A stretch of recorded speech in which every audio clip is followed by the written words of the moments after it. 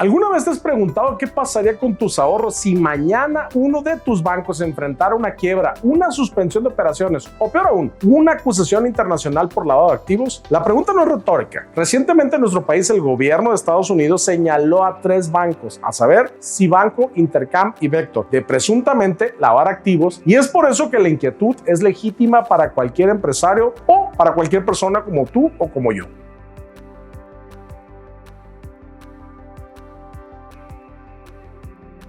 En esta plática te explicaré cómo surgió el IPAP, qué protege, qué no protege, qué ocurre cuando tus depósitos superan la cobertura, qué vías jurídicas tienes para reclamar, ante quién debes acudir y por qué la diversificación es una estrategia indispensable para blindar tu patrimonio financiero frente a contingencias que nadie anticipa, pero que todos debemos saber enfrentar. La creación del IPAP no fue una decisión aislada cuando analizas la historia financiera de México durante el siglo XX. Fue la culminación de décadas de ciclos críticos. La crisis de 1976 con la devaluación del peso, la de 1982 marcada por la nacionalización de la banca, la crisis de 1987 conocida como el lunes negro mexicano y por supuesto la crisis de 94, el error de diciembre de Zedillo, que detonó un colapso bancario de proporciones históricas. Cada episodio dejó una secuela, miles de ahorradores, incertidumbre, instituciones insolventes y un Estado obligado a diseñar mecanismos de rescate, primero improvisados y luego más estructurados. Ese contexto llevó a la creación del FOBAPROA, que más tarde evolucionó hacia el Instituto para la Protección del Ahorro Bancario, el IPAP, formalizado mediante la Ley de Protección al Ahorro Bancario, publicada en el Diario Oficial de la Federación el 19 de enero de 1999. Su razón de ser fue terminar con esquemas discrecionales de rescate, permitir criterios subjetivos y transparentes y sobre todo otorgarle a cada ahorrador un piso mínimo de protección jurídica frente a la quiebra o intervención de una institución financiera. En términos legales, el artículo 4 de la ley del IPAP establece que su finalidad es garantizar los depósitos bancarios del público hasta un monto máximo equivalente a 400,000 UDIs por persona o por institución, lo que en diciembre de 2025 eleva la cobertura a un rango alrededor de 3,400,000 pesos, lo que sabemos una cantidad variable y depende del valor de la UDI publicado por el Banco de México conforme al artículo 20 de su propia ley. Ahora bien, cuando te preguntas qué es exactamente el IPAP, te explico. El IPAP es el único garante institucional de los depósitos bancarios en México. Opera como un seguro obligatorio para todas las instituciones de banca múltiple, financiado mediante cuotas ordinarias y extraordinarias que pagan los propios bancos en los términos del artículo 47 de la ley. Pero no solo un fondo o un seguro, es un órgano constitucionalmente autónomo con capacidad para intervenir, sanear o liquidar bancos conforme a los artículos 112 a 122 de la Ley de Instituciones de Crédito. Los beneficios principales del IPAP están en su función protectora. Si un banco es declarado en estado de liquidación, este órgano garantiza la devolución de depósitos cubiertos hasta el límite de protección.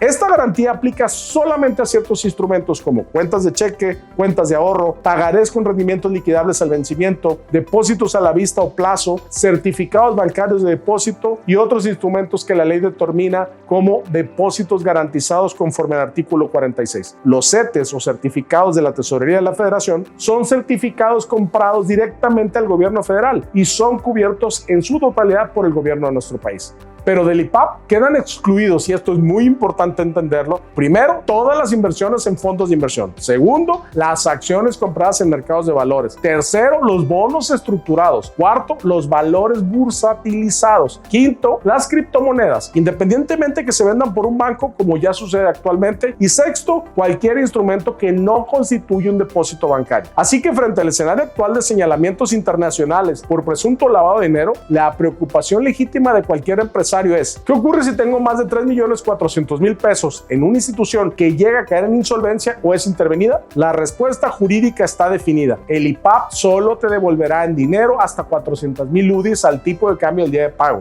El excedente se convierte en un crédito reconocido dentro del proceso de liquidación del banco. Y aquí comienza una ruta jurídica más compleja que requiere asesoría especializada y una estrategia puntual para presentar tu reclamación, como documentar la existencia del depósito y colocarte en la lista de acreedores con la prioridad correspondiente conforme a los artículos 241 al 245 de la Ley de Instituciones de Crédito. Cuando hablamos de fondos que superan el monto de protección del IPAP, entramos a una zona jurídica que muchos empresarios no conocen o que suelen subestimar. La ley es clarísima. El límite de cobertura es por persona y por institución, no por cuenta individual. Esto significa que si tienes 10 cuentas en el mismo banco, todas suman para efectos del cálculo de los 400,000 UDIs. Sin embargo, si tienes depósitos en diferentes bancos, cada institución se evalúa por separado. La razón de este diseño es distribuir el riesgo sistémico, evitar la concentración en una sola institución y fomentar, aunque de forma implícita, la diversificación como herramienta preventiva. Ahora bien, si tus fondos exceden la protección, el excedente no se pierde automáticamente, pero tampoco existe una devolución inmediata. Ese monto entra en un procedimiento legal que se denomina reconocimiento de créditos dentro de la liquidación del banco. Dicho proceso se regula por los artículos 238 a 253 de la Ley de Instituciones de Crédito. El IPAP, en su carácter de liquidador, toma posesión de la institución, publica las convocatorias y abre un plazo para que presentes tu solicitud de reconocimiento.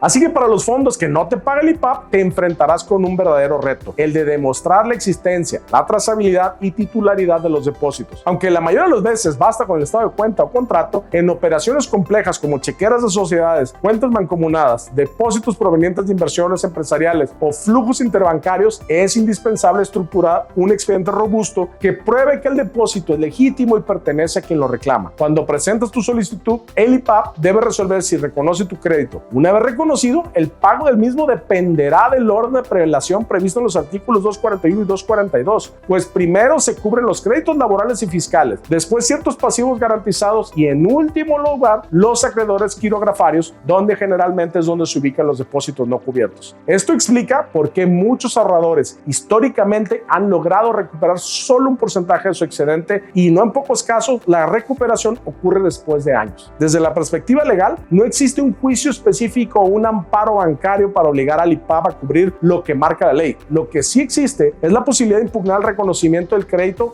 ante el Tribunal Federal de Justicia Administrativa, conforme al artículo 13 de la Ley Federal del Procedimiento Contencioso Administrativo, cuando el IPAP niega total o parcialmente la solicitud. Asimismo, en situaciones de abuso o negligencia, procedería incluso el juicio de amparo indirecto para proteger tu derecho de audiencia o tu derecho de propiedad con base en los artículos 14 y 16 constitucionales. Pero, y ante la pregunta, ¿es seguro que me devuelvan los fondos excedentes? Desafortunadamente la respuesta es que no. Únicamente sucederá si el banco liquidado tiene activos suficientes para cubrir a sus acreedores. El IPAP como liquidador administra la cartera, vende activos, ejecuta garantías y distribuye los recursos conforme avanza el proceso. No es inmediato, no es automático y no está garantizado, pero jurídicamente sí existe la posibilidad real de recuperar una parte o incluso la totalidad del excedente dependiendo de la solvencia residual del banco. Por ello, una estrategia preventiva se vuelve indispensable. La diversificación no es una recomendación vaga, sino un principio básico de protección patrimonial. Diversificar bancos y diversificar instrumentos permite que tu exposición a la insolvencia de una sola institución sea mínima. Además, diversificar dentro del sistema bancario mexicano implica que tú mismo puedes multiplicar de forma legal el alcance de protección del IPAP. Si distribuyes tus depósitos en diferentes bancos, cada uno te otorga un nuevo límite de 400,000 UDIs. Desglosemos con qué recurso jurídico cuentas en caso de que el IPAP rechace tu solicitud de pago o de reconocimiento del crédito excedente. Primero, la Ley de Protección al Ahorro Bancario y la Ley de Instituciones de Crédito establecen que todos los actos del IPAP, en su carácter de liquidador, deben estar sujetos a control judicial. El primer mecanismo disponible es el juicio contencioso administrativo, previsto, como lo vimos, en la Ley Federal del Procedimiento Contencioso Administrativo. Este juicio es la vía idónea cuando el IPAP te niega el reconocimiento del crédito o cuando lo reconoce parcialmente, o incluso cuando te asigna una prelación que no corresponde conforme a los artículos 241 y 242 de la Ley de Instituciones de Crédito. En este juicio no se pide que te paguen de inmediato. Lo que se busca es que el Tribunal Federal de Justicia Administrativa revise si el acto administrativo del IPAP se ajusta a la legalidad. El tribunal puede ordenar la reposición del procedimiento, la corrección del monto reconocido o incluso la modificación de la prelación. Y esta parte es clave. La lucha legal por la recuperación de un excedente presidente no es un litigio emocional, sino un litigio técnico que exige demostrar documental y contablemente la legitimidad del depósito, su origen y su carácter de pasivo exigible del banco. Cuando la negativa del IPAP viola tu derecho de audiencia, tu derecho de propiedad o tu derecho a la seguridad jurídica, en algunos casos procede también el juicio de amparo indirecto. Este se sustenta en el artículo 103 y en el artículo 107 constitucional, y su objetivo no es que el juez federal te pague, sino evitar que el IPAP te prive de tus derechos sin seguir las formalidades esenciales del procedimiento. El amparo puede suspender actos de ejecución o reponer etapas procesales para restituirte en un estado de legalidad. Los tribunales federales han sostenido un criterio consistente. El IPAP debe actuar con absoluta transparencia, fundamentar cada decisión y garantizar el derecho de los depositantes a conocer y a impugnar las resoluciones, lo que significa que nunca estás en estado de indefensión, siempre que cuentes con asesoría preparada y especializada para presentar el recurso adecuado, dentro del plazo adecuado y con la documentación adecuada. Ahora deseo que observes la dimensión estratégica del tema. La protección del IPAP no es una política de cortesía, es una política pública diseñada para evitar el colapso del sistema financiero. Sin embargo, sus límites son reales y estrictos. Por ello, debes adoptar una postura activa frente a tu administración patrimonial. Revisar periódicamente en qué instituciones tienes depósitos, cuánto suma cada una, si existen riesgos regulatorios, qué tan expuesto estás a un banco que puede enfrentar sanciones internacionales y si tus fondos se encuentran dentro del alcance de la protección legal. Es indispensable que comprendas que la diversificación puede ser una estrategia jurídica de protección. Si distribuyes sabiamente tus depósitos en instituciones diferentes, multiplicas el alcance de la cobertura del IPAP sin necesidad de contratar seguros privados o productos adicionales. Y si combinas la diversificación con auditoría interna, revisión contractual, análisis de reportes regulatorios y asesoría legal, elevas tu nivel de blindaje patrimonial a estándares verdaderamente profesionales. En síntesis, la protección que te ofrece el IPAP deriva de un largo proceso histórico de crisis financieras que obligaron al Estado mexicano a crear un mecanismo de garantía sólido y confiable. Sin embargo, su cobertura es limitada, estricta y profundamente técnica. Si tus depósitos superan el monto asegurado, debes entender que tu recuperación dependerá del proceso de liquidación, la prelación de créditos y la solidez documental con la que acredites tu derecho. Por ello, hoy más que nunca, la diversificación, la prudencia y la asesoría especializada son indispensables para salvaguardar tu patrimonio. Anticiparte siempre será mejor que reaccionar. Soy Quetzalcóatl López, te agradezco que hayas llegado hasta aquí. Si te interesa el análisis jurídico, te invito a suscribirte a nuestro canal, compartir este video usando WhatsApp o Telegram y seguirnos en nuestras redes Instagram, LinkedIn, Facebook, TikTok y X como